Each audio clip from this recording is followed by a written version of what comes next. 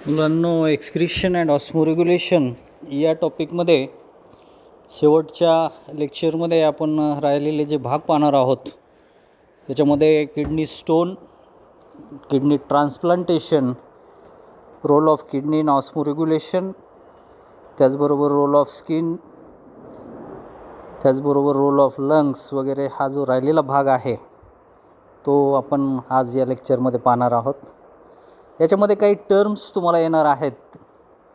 त्यामध्ये युरेटेरोलिथियासिस, नेफ्रोलिथियासिस आणि युरोलिथियासिस. तर यामध्ये युरेटेरोलिथियासिस याचा अर्थ असा आहे की युरेटरमध्ये जेव्हा स्टोन्स होतात त्या स्टोनला स्कॅल्क्युली हा शब्दसुद्धा वापरतात. त्याचं मिनिंग आहे क्रिस्टल ॲग्रिगेशन्स. मग अशा प्रकारचे क्रिस्टल ॲग्रिगेशन्स किंवा कॅल्क्युली किंवा स्टोन्स हे युरेटरमध्ये होतात तेव्हा त्या कंडिशनला युरेटेरोलिथियासिस असं म्हणतात. द स्टोन्स आर सॉलिड कॉन्क्रेशन्स, म्हणजे जसे सिमेंटसारखे कडक अशा प्रकारचे हे स्टोन्स आहेत. त्यालाच कॅल्क्युली म्हणजे क्रिस्टल ॲग्रिगेशन्स असं सुद्धा म्हणतात.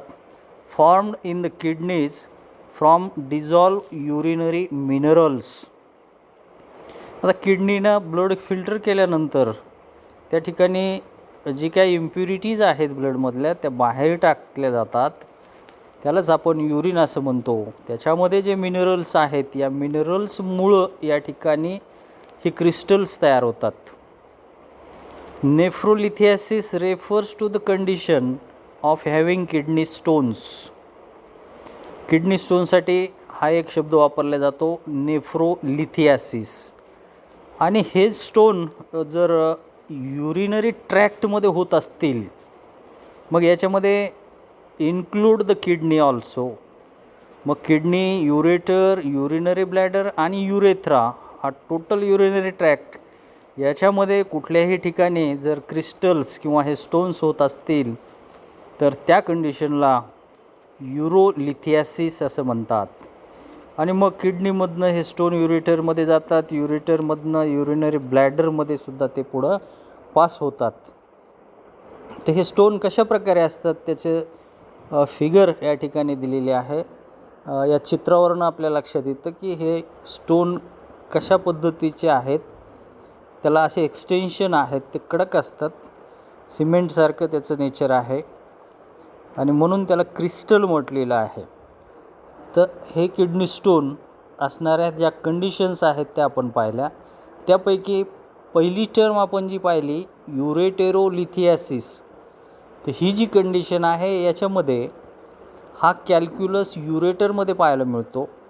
The tube connecting the kidneys and the bladder, ज्याला युरेटर असं म्हणतात. There are several types of kidney stones based on the type of crystals. मग किडनी स्टोन हा कोणत्या प्रकारचा आहे, त्याच्यामध्ये कुठले केमिकल्स आहेत यावरनं या किडनी स्टोनचे वेगवेगळे प्रकार पडतात. त्यामध्ये कॅल्शियम ऑक्झॅलेट स्टोन आहे जो की कॅल्शियम फॉस्फेटपासून तयार होतो. त्याचबरोबर रेअर जरी असला तरी स्ट्रुवाईट स्टोन आहे जो की युरिया स्प्लिटिंग बॅक्टेरिया या ठिकाणी युरिनरी ट्रॅकला इन्फेक्शन करून स्ट्रुवाईट स्टोन्स तयार होतात. त्याचबरोबर काही लोकांमध्ये मेटाबॉलिक ॲबनॉर्मॅलिटीज पाहायला मिळतात आणि त्याचा परिणाम असा होतो की युरिक ॲसिडचं प्रमाण वाढतं आणि त्याचेसुद्धा स्टोन्स तयार होतात. त्याला सिस्टाईन स्टोन्स असं म्हणतात. तर असे हे स्ट्रुवाईट स्टोन, त्याचबरोबर कॅल्शियम ऑक्झॅलेट स्टोन, त्याचबरोबर सिस्टाईन स्टोन हे किडनी स्टोनचे वेगवेगळे प्रकार आहेत. तर त्यानंतरचा जो भाग आहे किडनी ट्रान्सप्लांटेशन, त्यालाच रिनल ट्रान्सप्लांटेशन असं सुद्धा म्हणतात. ट्रान्सप्लांटेशन म्हणजे या ठिकाणी खराब झालेली किडनी बाजूला काढायची आणि एखाद्या डोनरनं दिलेली चांगली किडनी त्या ठिकाणी लावायची. ही जी प्रक्रिया आहे त्याला म्हणायचं kidney transplantation. Is the organ transplant of a kidney into a patient with end stage renal disease. Renal disease झालेला आहे म्हणजे किडनीचे प्रॉब्लेम आहेत, किडनी खराब झालेली आहे आणि एंड स्टेजला तो पेशंट आलेला आहे, तो डिसीज आता एंड स्टेजला आहे. मग अशा वेळेस त्याला डायलिसिससुद्धा व्यवस्थित काम करत नाही आहे. मग त्याची ती खराब झालेली किडनी काढून त्या ठिकाणी चांगल्या व्यक्तीची चांगली किडनी टाकणे, बसवणे, त्याला म्हणायचं ट्रान्सप्लांटेशन. टिपिकली याचे 2 प्रकार पडतात, डिसीज्ड डोनर आणि लिव्हिंग डोनर. डिसीज्ड डोनर म्हणजे हा बीइंग डेड आहे. बीइंग डेड म्हणजे फॉर्मरली नोन ॲज कॅडावेरिक. कॅडावेरिक म्हणजे तो आता शेवटच्या स्टेजला आहे, त्याची डेथ होणार आहे, ब्रेन हॅमरेज झालेला आहे किंवा मोठा ॲक्सिडेंट झालेला आहे आणि असा पेशंट आता वाचण्याची शक्यता नाही, परंतु त्याच्याकडे असलेली किडनी ही चांगल्या कंडिशनमध्ये आहे. मग अशा वेळेस अशा व्यक्तीची किडनी काढून ती डोनेट केल्या जाते. तर दुसरा असतो लिव्हिंग डोनर. लिव्हिंग डोनर हा चांगल्या कंडिशनमध्ये असतो. 2 किडन्या प्रत्येकाला आहेत, आपल्याला कल्पना आहे. त्यापैकी एक किडनी जरी काढली तरी त्याचं एका किडनीवर त्याच्या सगळ्या एक्सक्रिटरी प्रोसेस चालू शकतात. म्हणून या ठिकाणी 2 पैकी एक किडनी त्याने डोनेट केलेली असते, तो आहे लिव्हिंग डोनर. तर त्या लिव्हिंग डोनरमध्ये पुन्हा 2 प्रकार पडतात, एक रिलेटेड आणि दुसरा नॉन रिलेटेड. आता रिलेटेड म्हणजे अगदी फॅमिलीमधलाच मेंबर असतो आणि नॉन रिलेटेड म्हणजे फॅमिलीशी त्याचा संबंध नसलेला मेंबर आहे. तर असे हे 2 डोनर आपल्याला पाहायला मिळतात आणि जो घेतो त्याला आपण रेसिपियंट असं म्हणतो. तर अशा प्रकारे किडनीचं ट्रान्सप्लांटेशन कसं होतं त्याचं चित्र तुमच्यासमोर दाखवलेलं आहे. एक पेशंट झोपलेला आहे आणि 2 डॉक्टर या ठिकाणी ही शस्त्रक्रिया करत आहेत. तर त्या ठिकाणी किडनीचं प्रॉपर लोकेशन कुठं आहे आणि कशा पद्धतीनं स्टमक टिअर करून, या ठिकाणी स्टमक म्हणण्यापेक्षा ॲब्डॉमेन टिअर करून फाडून खराब किडनी काढल्या जाते आणि डोनरकडून घेतलेली किडनी ट्रान्सप्लांट केल्या जाते, त्याचं हे चित्र आहे.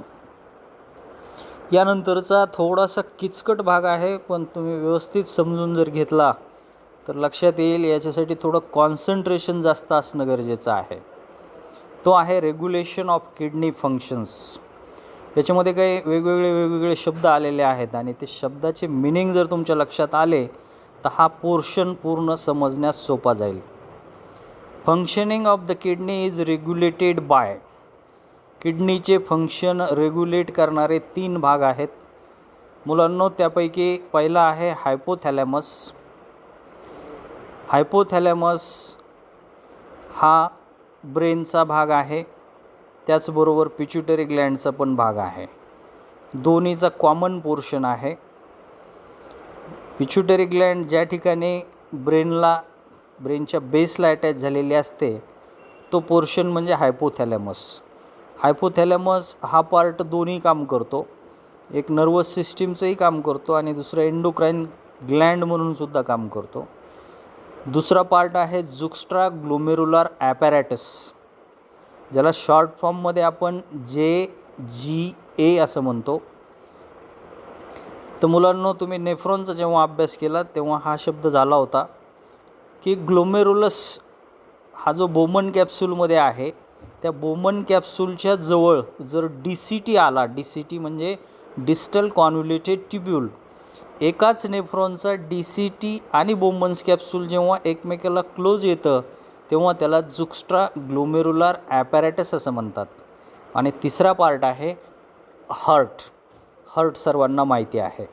तर एकंदर हायपोथॅलॅमस, JGA आणि हार्ट असे हे 3 घटक आहेत जे किडनीचे फंक्शन कंट्रोल करतात. मग कशा पद्धतीनं करतात तर हायपोथॅलॅमस नावाचा जो पार्ट आहे याच्यामध्ये ऑस्मो रिसेप्टर्स असतात आणि मग जर बॉडी फ्लुइडचं कॉन्सन्ट्रेशन हे जास्त झालं तर हे ऑस्मो रिसेप्टर ॲक्टिव्हेट होतात आणि ॲक्टिवेट झाले की ते ADH नावाचं हार्मोन तयार करतात, जे हार्मोन न्यूरो हायपोफायसिसमध्ये तयार होतं. And neurohypophysis is the part of pituitary gland. जर तुम्हाला आठवत असेल कंट्रोल अँड कोऑर्डिनेशन याच्यामध्ये एंडोक्राईन ग्लँडचा अभ्यास आहे. त्यामध्ये पिच्युटरी ग्लँड नावाची एक ग्लँड आहे, ज्या ग्लँडचे दोन महत्त्वाचे भाग आहेत. एक आहे ॲडिनोहायपोफायसिस आणि दुसरा आहे न्यूरोहायपोफायसिस.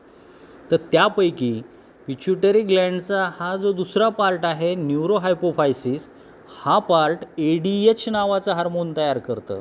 ADHचा लॉंग फॉर्म आहे अँटी डाययुरेटिक हार्मोन. तर बघा आता परत एकदा सांगतो की जर बॉडी फ्लुइडचं कॉन्सन्ट्रेशन जास्त झालं तर ऑस्मो रिसेप्टर हे ॲक्टिवेट होतात. ऑस्मो रिसेप्टर ॲक्टिवेट झाले की न्यूरोहायपोफायसिस ADH नावाचं हार्मोन तयार करतो. आणि मग हे हार्मोन तयार झालं की या हार्मोनचं फंक्शन आहे increase permeability of renal ट्युब्यूल for absorption of water. मग नेफ्रॉनचे जे रिनल ट्युब्यूल आहेत त्या रिनल ट्युब्यूलला ते स्टिम्युलेट करतं आणि जास्तीत जास्त वॉटर ॲब्झॉर्ब करण्यासाठी प्रवृत्त करतं. हे काम आहे अँटी डायुरेटिक हार्मोनचं. आणि मग त्यामुळं काय होतं की this prevent excess loss of water from the body. मग बॉडीमधनं जे काय जास्त पाणी वॉटरचा लॉस होणार आहे तो थांबवला जातो. तर अशा पद्धतीनं जर कॉन्सन्ट्रेशन बॉडी फ्लुइडचं वाढलं तर अशा स्वरूपामध्ये त्या ठिकाणी ऑस्मो रिसेप्टर्स ॲक्टिवेट होतात, ADH तयार होतं, रिनल ट्युब्यूलची परमिएबिलिटी वाढते आणि वॉटर लॉस थांबवला जातो. तर हा एक भाग झाला.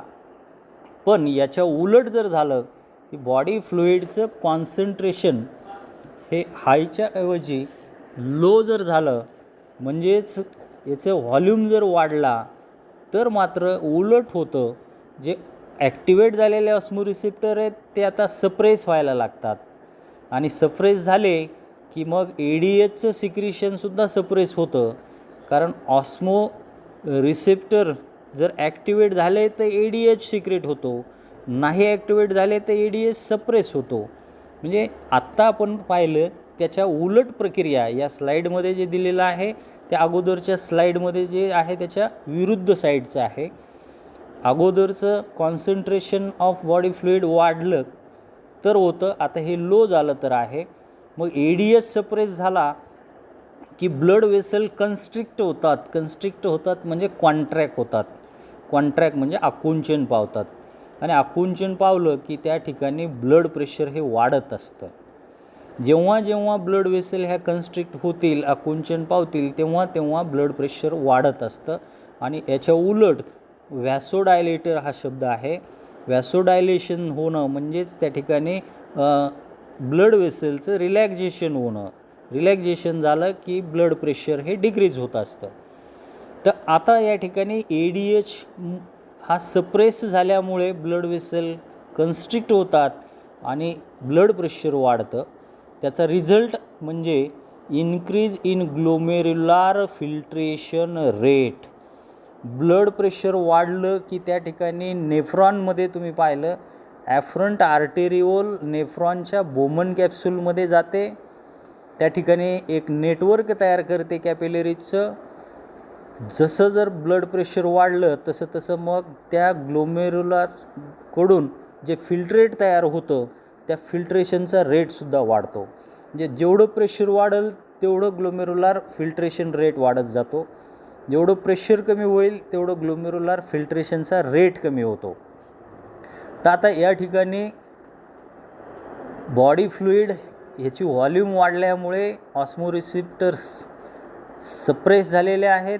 त्यामुळे ADHचं सिक्रेशनसुद्धा सप्रेस झालेलं आहे आणि ब्लड प्रेशर वाढलं म्हणजे याचाच रिझल्ट हा ग्लोमेरुलार फिल्ट्रेशन रेट वाढण्यामध्ये झालेला आहे. त्यानंतर आता जो दुसरा पार्ट आहे ज्याला आपण JGA असं म्हटलं होतं. JGA म्हणजे जुक्स्ट्रा ग्लोमेरुलार ॲपॅरेटस. तर DCT lies close to the glomerulus of the same nephron and forms a complex structure. That structure is called juxtaglomerular apparatus. आता इथं काय होतं, अ फॉल इन GFR म्हणजेच ग्लोमेरुलार फिल्ट्रेशन रेट जर कमी झाला तर ग्लोमेरुलार ब्लड प्रेशर हे जे सेलला ॲक्टिवेट करतं. जे सेल म्हणजे जुक्स्ट्रा ग्लोमेरुलार सेल जे त्या ॲपॅरेटसमध्ये आहेत आणि ते रेनिन रिलीज करतात. आता रेनिनचं काम आहे ब्लड प्रेशर कंट्रोलमध्ये ठेवणे. एकदा रेनिन तयार झालं की तिथं अँजिओटेन्सिनोजेन जे आहे ब्लडमध्ये, त्या अँजिओटेन्सिनोजेनचं रूपांतर अँजिओटेन्सिनमध्ये होतं आणि अँजिओटेन्सिन तयार झाला की लंग्सकडून एक एन्झाईम तयार केलं जातं. ते लंग्सनं तयार केलेलं एन्झाईम आहे अँजिओटेन्सिन कन्व्हर्टिंग एन्झाईम. त्याच्या नावावरूनच लक्षात येतं की ते या ठिकाणी अँजिओटेन्सिनला कन्व्हर्ट करतं.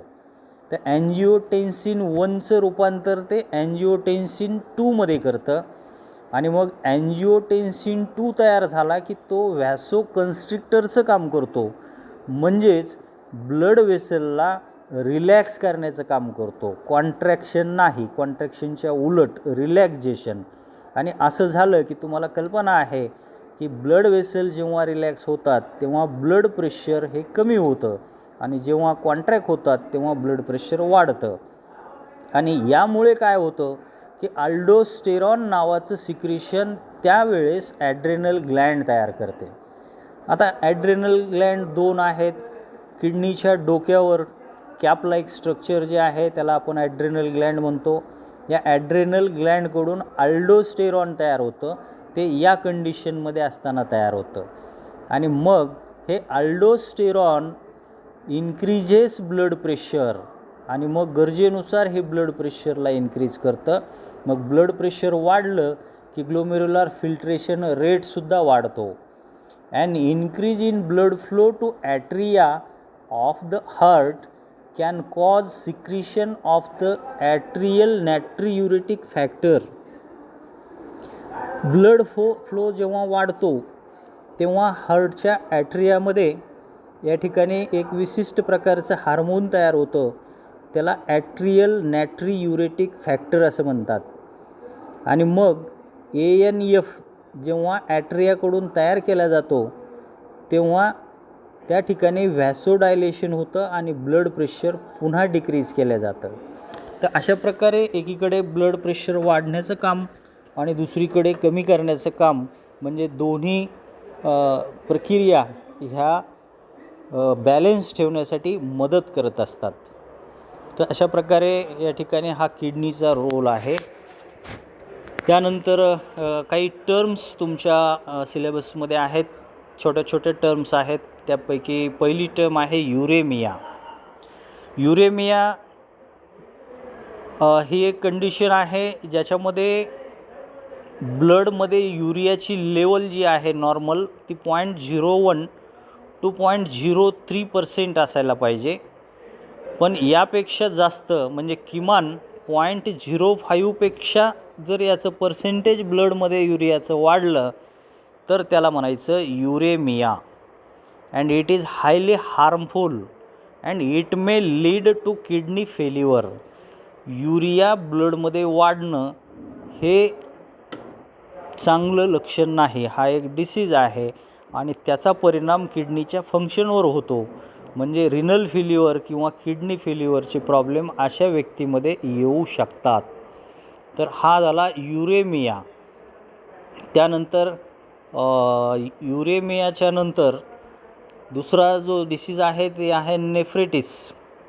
नेफ्रिटिसलाच मुलांनो ब्राईट डिसीज असं सुद्धा म्हणतात आणि त्याला आणखी तिसरं एक नाव दिलेलं आहे ग्लोमेरुलोनेफ्रिटिस. नावं जरी वेगवेगळे असेल तरी कंडिशन मात्र एकच आहे की या डिसीजमध्ये हिमॅटुरिया होतो, प्रोटोनुरिया होतो, हायपरटेन्शन, इडिमा आणि ऑलिगुरिया अशा कंडिशन या पेशंटमध्ये पाहायला मिळतात. आता एका शब्दाचं मिनिंग मी तुम्हाला सांगतो. हिमॅटुरिया म्हणजे युरिनमधून ब्लड रिलीज होणे, थोडक्यामध्ये लघवीमधून रक्त जाणे, त्याला म्हणायचं हिमॅटुरिया. प्रोटीनुरिया म्हणजे युरिनमधून प्रोटीन जाणे. हायपरटेन्शन सगळ्याला माहिती आहे, त्याला आपण हाय ब्लड प्रेशर असं म्हणतो. इडिमाचा अर्थ आहे एक्सेस फ्लुइड इन टिश्यू, बॉडीच्या टिश्यूमध्ये एक्सेस फ्लुइड जमा होणे, म्हणजे थोडक्यामध्ये बॉडीच्या काही जॉईंट्सवर वगैरे सूज येणे. आणि ऑलिगुरिया म्हणजे युरिनचं आउटपुट डिक्रीज होणे, म्हणजे नॉर्मली जेवढ्या प्रमाणात युरिन रिलीज व्हायला पाहिजे तेवढ्या प्रमाणात न होणे, त्याच्यापेक्षा खूप कमी प्रमाणामध्ये युरिन तयार होणे आणि ते रिलीज होणे. तर अशा ह्या 5 कंडिशन या डिसीजमध्ये पाहायला मिळतात. त्यानंतर streptococcal glomerulonephritis is common form seen mostly in children. लहान मुलांमध्ये, जे विशेषतः 6 ते 16 वर्षापर्यंतची मुलं आहेत त्यांच्यामध्ये थ्रोट इन्फेक्शन होतं आणि मग स्ट्रिप्टोकोकल फॅरेंजिटिस होतो.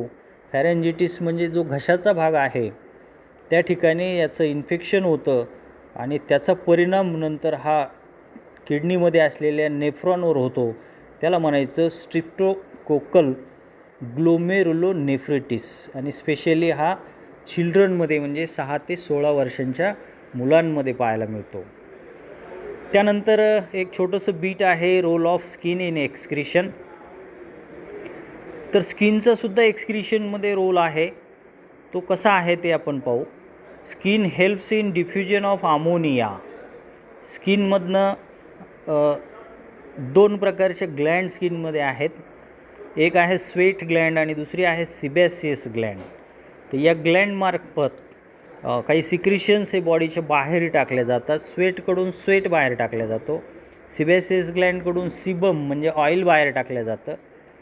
तर human skin is thick, impermeable and acts as accessory excretory organ. म्हणून स्किनला ॲक्सेसरी एक्सक्रेटरी ऑर्गन असं म्हटलेलं आहे. आणि त्यातल्या त्यात अमोनियासारखे जे पॉयझनस सबस्टन्सेस आहेत जे स्किनसुद्धा बाहेर टाकण्यासाठी मदत करते. तर it shows 2 types of glands. मी आत्ताच सांगितलं, स्वेट ग्लँड आणि सिबॅसियस ग्लँड.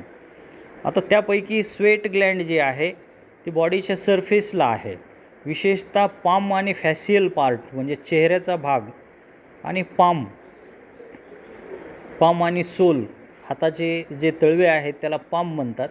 हे पाम आणि दुसरं म्हणजे फॅसियल पार्ट्स, चेहऱ्याचा जो भाग आहे, अशा ठिकाणी स्वेट ग्लँडचं प्रमाण हे मोठ्या प्रमाणात आहे. These are simple unbranched tubular gland. एक साधी ग्लँड आहे परंतु त्याला ब्रँचेस नाहीत, अनब्रँच्ड ट्युब्युलर ग्लँड आहे. Sweat in aqueous fluid containing glucose, NaCl, water, urea and lactic acid. तर स्वेटमध्ये जे काही कॉम्पोनंट आहेत ते हे 5 प्रकारचे कॉम्पोनंट दिलेले आहेत. स्वेटमध्ये ग्लुकोज आहे, तसंच NaCl म्हणजे सॉल्ट आहे, वॉटरसुद्धा एक्सक्रीट केलं जातं, युरिया आणि lactic acid. It also helps in thermoregulation. Thermoregulation म्हणजे बॉडीचं टेम्परेचर मेंटेन करणे. तर बघा, उन्हाळ्यामध्ये जास्त घाम येतो कारण वातावरणामध्ये टेम्परेचर वाढलेलं असतं. जसं जसं वातावरणात टेम्परेचर वाढत जाईल तसं तसं आपल्या बॉडीचं टेम्परेचर वाढत जातं असं होत नाही. त्याचं कारणच हे आहे की मग जसं जसं टेम्परेचर वाढतं तसं तसं स्वेट जास्त यायला लागतो, म्हणजे घाम जास्त यायला लागतो. जितका घाम जास्त येतो तेवढं बॉडीतलं टेम्परेचर हे कमी व्हायला सुरुवात होते, कारण आलेला घाम हा स्किनवर स्प्रेड होतो आणि बॉडीमधलं टेम्परेचर हे ॲब्झॉर्ब केलं जातं इव्हॉपोरेशनसाठी, म्हणजे घामाचं बाष्पीभवन होण्यासाठी बॉडीतलं टेम्परेचर ॲब्झॉर्ब केलं की शरीर आपलं थंड पडत जातं. म्हणून याला थर्मो रेग्युलेशन किंवा रेग्युलेटर असं सुद्धा म्हणतात. सिबॅसियस ग्लँड ही दुसरी प्रकारची ग्लँड आहे जी ऑइल सिक्रेट करते आणि या ऑइलला सिबम असं म्हणतात आणि म्हणून या ग्लँडचं नाव सिबॅसियस ग्लँड असं ठेवण्यात आलेलं आहे. ही ग्लँड काय करते? Make skin soft and lubricate the hairs. Skin oily करते म्हणजे स्किनला सॉफ्ट ठेवते, ड्राय होऊ देत नाही. आणि दुसरी गोष्ट, हेअरचं लुब्रिकेशन करते. त्याचबरोबर प्रोटेक्ट स्किन फ्रॉम इन्फेक्शन. जे काही वेगवेगळे इन्फेक्शन होतात ते इन्फेक्शन होऊ न देण्याचं काम म्हणजे बॅरियरचं काम या ठिकाणी ही ग्लँड करते. जसं स्वेट ग्लँड आणि सिबेसियस ग्लँड म्हणजे स्किन या एक्सक्रिशनचा रोल करते, तसं लंग्सचा सुद्धा छोटासा रोल इथं एक्सक्रिशनमध्ये आहे. तर लंग्स काय करतात, जरी रेस्पायरेटरी ऑर्गन असले तरी एक्सक्रिशनचं काम करतात. म्हणजे ते प्रत्यक्षामध्ये कार्बन डायऑक्साईड आणि वॉटर वेपर एक्सक्रीट करत असतात रेस्पिरेशन होत असताना. CO2 and water are produced during the process of oxidation of glucose. आपण जो ऑक्सिजन घेतो, हा ऑक्सिजन घेतल्याच्या नंतर हा ऑक्सिजन काय करतो, कार्बोहायड्रेटला म्हणजे ग्लुकोजचं ऑक्सिडेशन करतं, त्यामुळे एनर्जी रिलीज होते. पण एनर्जी रिलीज झाल्यानंतर तिथं आणखी एक प्रक्रिया होते, ती म्हणजे कार्बन डायऑक्साईड तयार होतो आणि वॉटर वेपर्स तयार होतात. कार्बन डायऑक्साईड आणि वॉटर वेपर लंग्सकडून रेस्पिरेशनच्या वेळेस बाहेर टाकल्या जातात. आता आपल्याला हे माहिती आहे की आपण ऑक्सिजन घेतो आणि कार्बन डायऑक्साईड बाहेर टाकतो, पण आपल्याला हे पण माहिती असायला पाहिजे की फक्त कार्बन डायऑक्साईड बाहेर जात नाही, तर त्यासोबत वॉटर वेपर्स पण जातात. पण या वॉटर वेपर्स आपल्याला दिसत नाहीत. जर प्रचंड थंडी असेल, सकाळी लवकर उठलं तर अशा कडाक्याच्या थंडीमध्ये अशी जांभळी आली की आपल्या तोंडातून वाफ निघाल्यासारखी दिसते आपल्याला, तर तेव्हा मात्र लक्षात येते की तोंडातून वाफ येते, म्हणजे वॉटर वेपर्स बाहेर पडतात. हे फक्त थंडीतच दिसतं. पण इतर वेळेसुद्धा आपण वॉटर वेपर कार्बन डायऑक्साईडसोबत रिलीज करत असतो. आणि म्हणून या ठिकाणी लंग्सला excretory organ, accessory excretory organ म्हणून ओळखलेलं आहे. तर याच्यामध्ये काय होतं, excess water and CO2 is removed along with expired air. Expired air म्हणजे आपण जे एक्सहेलेशन करतो, इनहेलेशनमध्ये ऑक्सिजन घेतो, एक्सहेलेशनमध्ये कार्बन डायऑक्साईड बाहेर टाकतो. या एक्सपायर्ड एअरमध्ये एक्सेस वॉटर आणि CO2 कंटिन्यू लंग्स रिमूव्ह करत असतात. तर अशा प्रकारे हा चॅप्टर संपलेला आहे. Good luck for your exam. Well done. Thank you.